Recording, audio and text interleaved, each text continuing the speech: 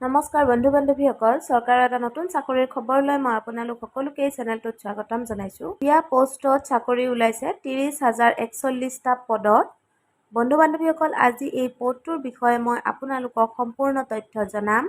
ভিডিঅ'টো শেষলৈকে চাই থাকিব আৰু যদি চেনেলটোত নতুনকৈ আহিছে চেনেলটো ছাবস্ক্ৰাইব কৰি দিব, কাৰণ অসম চৰকাৰ বা ভাৰত চৰকাৰ যিকোনো ধৰণৰ চৰকাৰী চাকৰিৰ খবৰ আপোনালোকে এই চেনেলটোৰ জৰিয়তে সকলোতকৈ আগতে পাই যাব। তো আহকচোন এই 30,041টা পদৰ বিষয়ে সম্পূৰ্ণ খবৰ জানি লওঁ। ইণ্ডিয়ান পোষ্টৰ 30,041টা পদৰ এপ্লাই কৰাৰ ডেট 3 আগষ্ট 2023 তাৰিখে আৰম্ভ হৈ গৈছে। আপোনালোকক এটা ৱেবছাইট দিয়া হৈছে, এই ৱেবছাইটটোত গৈ পেলাই আপোনালোকে এপ্লাই কৰিব পাৰিব আৰু ইয়াৰ বিষয়ে সম্পূৰ্ণ তথ্য জানিব পাৰিব।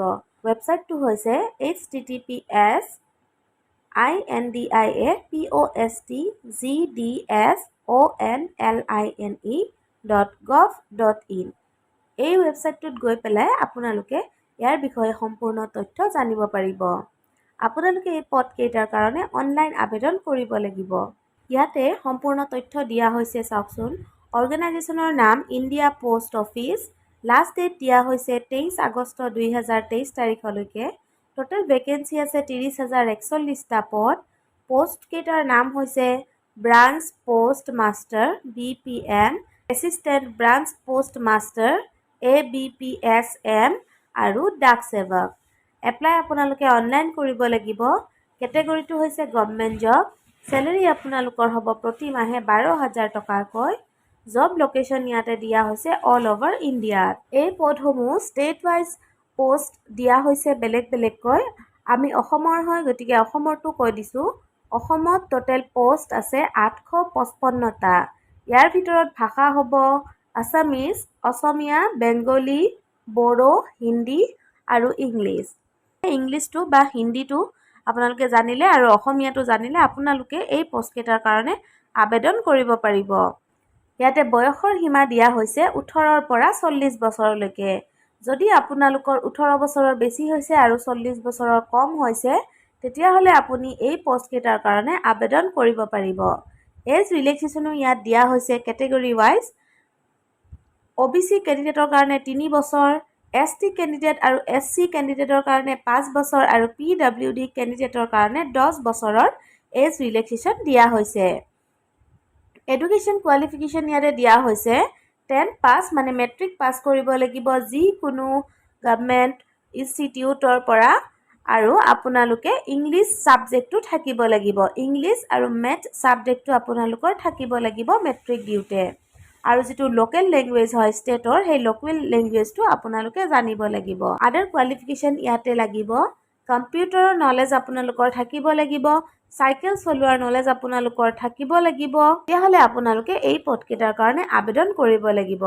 এপ্লিকেশ্যন ফিজ দিয়া হৈছে কেটেগৰী ৱাইজ। জেনেৰেল কেণ্ডিডেটৰ কাৰণে 100 টকা, EWS কেণ্ডিডেটৰ কাৰণে 100 টকা, OBC কেণ্ডিডেটৰ কাৰণে 100 টকা, ST, SC, PWD আৰু ফিমেইলৰ কাৰণে কোনো ধৰণৰ ফিজ নালাগে।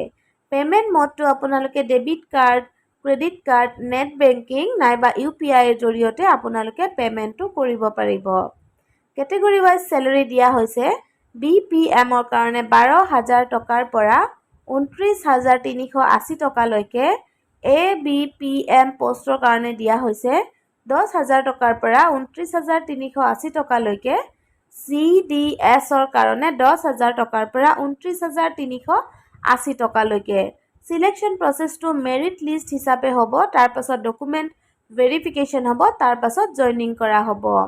এপ্লাই আপোনালোকে কিদৰে কৰিব সেইটো দিয়া হৈছে। আপোনালোকে অফিচিয়েল ৱেবছাইটটোত যাব লাগিব https://indiapostgdsonline.gov.in।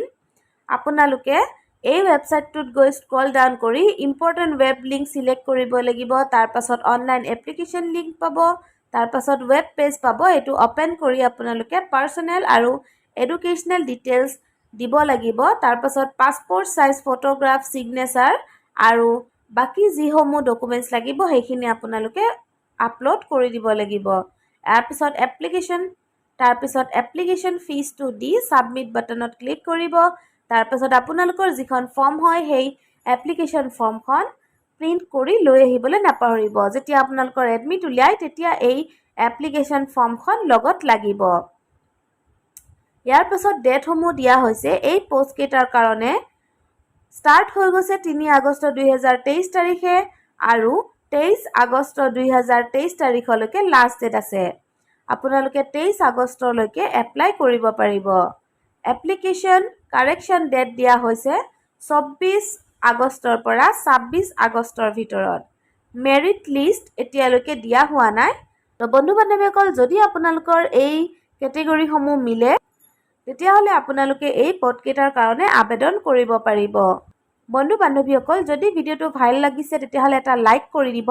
চেনেলটোত নতুনকৈ আহিছে যদি চেনেলটো ছাবস্ক্ৰাইব কৰি দিব, কাৰণ অসম চৰকাৰ বা ভাৰত চৰকাৰ যিকোনো ধৰণৰ চৰকাৰী চাকৰিৰ খবৰ মই আপোনালোকক এই চেনেলটোৰ ভিডিঅ'ৰ জৰিয়তে আপোনালোকক জনাই দিওঁ। তো আজিৰ ভিডিঅ'টো ইমানখিনিয়ে। ভিডিঅ'টো শেষলৈকে চাই থকাৰ বাবে বহুত বহুত ধন্যবাদ।